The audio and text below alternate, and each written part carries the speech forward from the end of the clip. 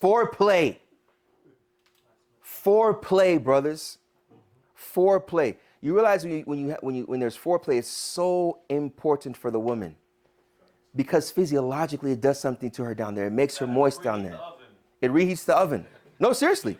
And this is wallahi, when you study more of this, it's from Allah subhanahu wa ta'ala. When there's foreplay, and there's certain spots, you know, that when you touch her, before you even go there, it makes her wet down there. And it makes her wet because it prepares her for what? Yeah, that's the end result, reproduction, because it makes it easier for you to penetrate and to enter. And when you ejaculate, what was wet, it takes in the sperm and it transfers it where? Right. So the whole purpose that Allah has created this is for reproduction. Not to say that recreational sex is haram. La, of course not. Right? So this is major, brothers. This is major. And porn does the opposite of that. The total opposite. Those are actors. They take breaks. Okay? Yeah, they take breaks. They take enhancements. All right? They do all of that stuff, Yaki. You're going there and you're trying to act like whatever actor. There was one time a sister got married, Yaki. She got married. The brother walked in the room, came with a box. She opened the box, had a G-string, high heels. The girl was scared, man. She's a virgin. She was scared, Ahi.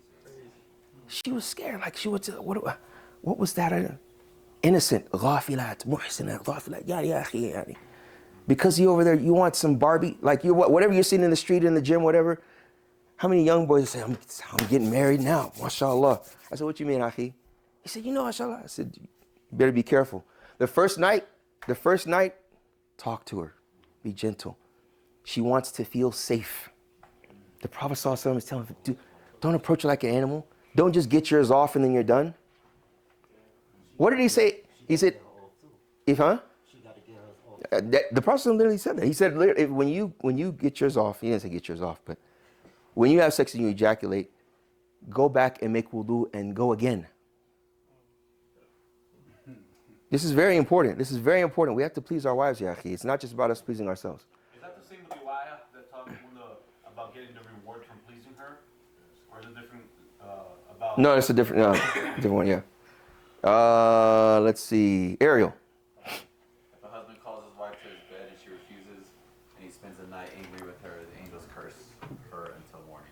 How many of y'all heard this hadith? MashaAllah, see, the men heard this hadith. How many of y'all heard this hadith? Right, exactly. That's a problem, huh? That's a problem. The hadith is sahih. I mean, it's Bukhari and Muslim. It's mutafaq, not mutafaq, it's sahih. We're not saying that. But when you see a hadith like this, it's important to know what kind of man is that? Right? And number two, why is she denying him? The standard is that the woman should not deny her husband. But if the husband smells like a wet dog and he was just domestically abusive, and then he wants to come back to her and he wants to make up, and she's like, no, she pushes him away.